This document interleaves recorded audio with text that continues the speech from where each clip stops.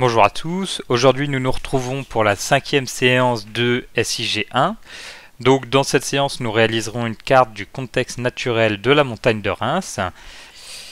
Donc je vais reprendre ici les premiers points vraiment essentiels pour réaliser un travail sur un logiciel de SIG, puisque j'ai vu qu'il y avait encore quelques lacunes. Donc tout d'abord vous ouvrez ArcMap, vous fermez la petite fenêtre qui s'ouvre tout le temps, qui vous propose d'ouvrir d'anciens travaux. Moi je vous conseille de toujours déconnecter les anciennes bases de données pour n'ouvrir que celles qui vous intéressent. Donc ici connexion au dossier, clic droit, connexion à un dossier. Vous allez chercher donc la BDTD5 grand X petit x tiré du 8 grand X petit x, qui est la base de données que je vais vous transmettre et dans laquelle vous allez retrouver une petite arborescence avec les données brutes dans lesquelles vous retrouverez le MNT 25 mètres et le fichier traitement dans lequel vous enregistrerez les différents traitements que vous récupérerez. Dans le données brutes, vous enregistrerez les différentes couches que vous allez télécharger sur Internet. Donc il n'y en a pas beaucoup, mais vous allez voir, il y en a déjà 2 je crois.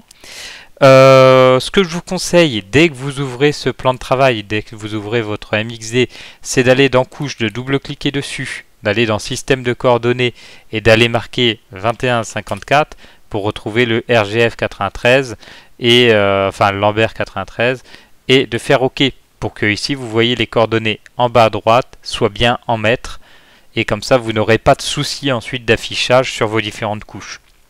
Donc ça c'est très important. Je vous conseille également d'aller dans les fichiers, de cliquer sur propriétés de la carte et de cliquer sur enregistrer les chemins relatifs aux sources de données, ce qui évitera que moi j'ai des petits points d'exclamation rouge quand j'ouvre vos dossiers. Donc ensuite je vous conseille également d'enregistrer sous votre travail, donc ici dans un premier on va aller chercher notre base de données que je viens de créer.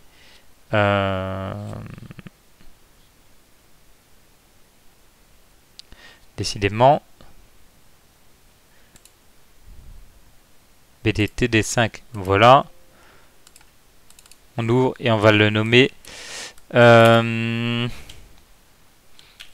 étape 1, voilà, E1. Voilà, ce qui permet juste de garder le plan de travail, on va dire, dans les bonnes dispositions, et comme ça vous n'aurez pas de nouveau à remettre le système de coordonnées ou à cliquer sur les propriétés, enfin pour que ce soit en chemin relatif, puisque vous repartez au minimum de ce travail qui est déjà bien renseigné.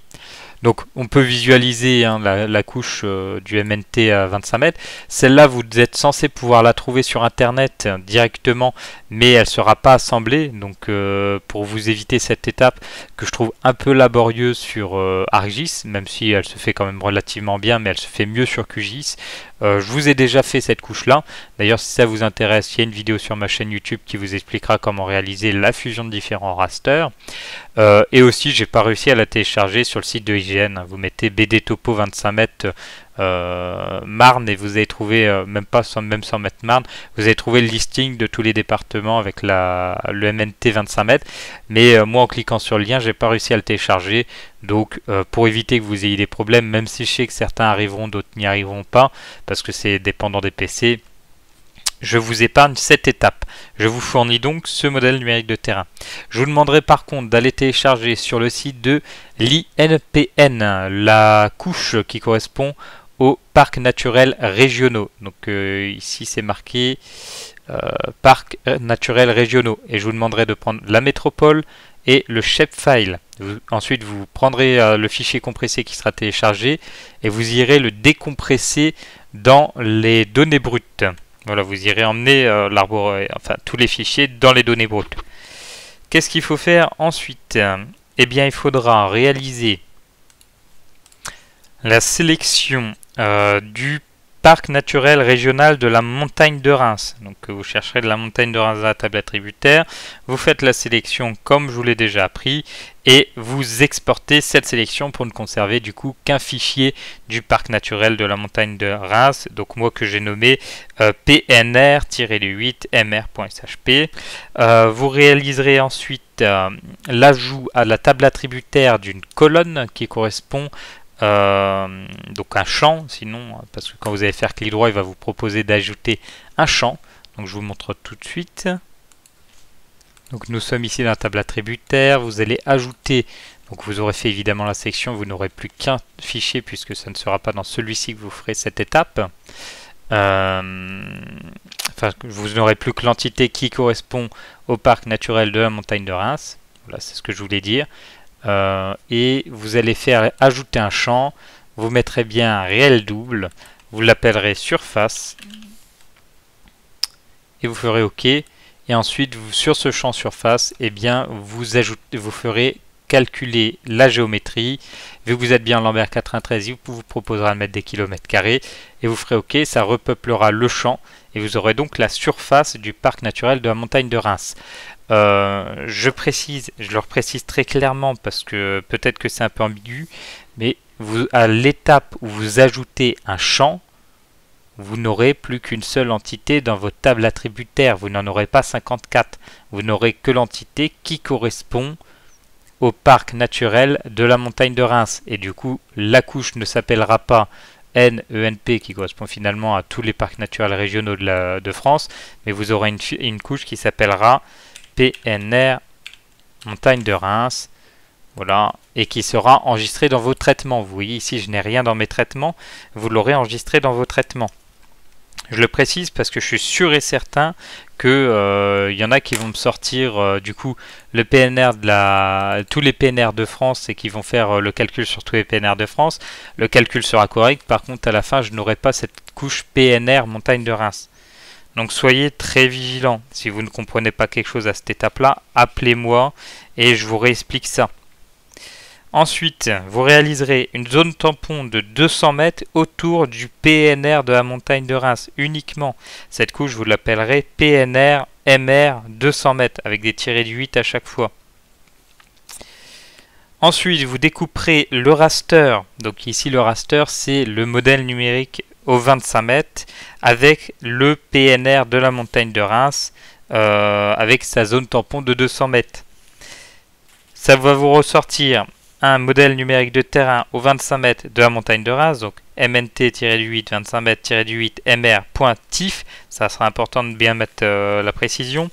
Où est-ce que vous trouvez cet outil de découpage? Eh bien, vous le trouverez dans l'outil de gestion de données raster, traitement raster, et ça sera l'outil découpé, puisque l'outil découpé qui se trouve dans les géotraitements ne fonctionne que sur les polygones. Et ne fonctionne polygone, ligne, point, hein, donc sur les vecteurs, mais pas sur les rasters. Donc, pour utiliser cet outil, eh bien, vous laisserez tout par défaut. Vous cocherez tout de même le fait d'utiliser l'entité en entrée pour la géométrie de découpage, parce que si vous ne faites pas cette étape, eh bien, vous aurez un gros carré autour du PNR et vous n'aurez pas le contour du PNR très finement. Voilà. Ensuite, je tourne la page. Ensuite, vous noterez du coup la valeur minimum et maximum d'altitude de votre MNT. Vous voyez ici, c'est 42,7 et 286,7, mais ça correspond à l'intégralité de la zone ici. Là, puisque vous aurez fait un découpage avec votre polygone buffé, hein, avec sa zone tampon, eh bien, vous aurez deux nouvelles valeurs ici qui seront à retenir. Ces deux valeurs, plus la valeur de surface du parc naturel régional de la montagne de Reims, eh bien, elles seront à mettre sur la carte finale. D'ailleurs, si vous reprenez le tout début, vous verrez que j'ai mis des XXX pour ne pas vous donner l'information. Ensuite, vous réaliserez, vous téléchargerez du coup forcément les couches géologiques hein, sur le site du BRGM comme nous avons pu le faire à la séance dernière.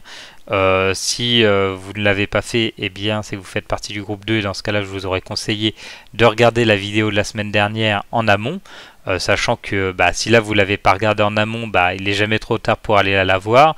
Et de toute façon, normalement ce TD, vous allez voir la vidéo est extrêmement courte, elle va durer moins de 20 minutes. Et du coup ce TD normalement se termine en 2h, 2h30 pour les plus efficaces et en 4 heures pour les moins efficaces, je dirais même 5 heures, mais bon malheureusement comme vous le savez à 17 heures nous devons évacuer les lieux, donc vous n'aurez que 4 heures cette semaine. C'est malheureux mais c'est comme ça.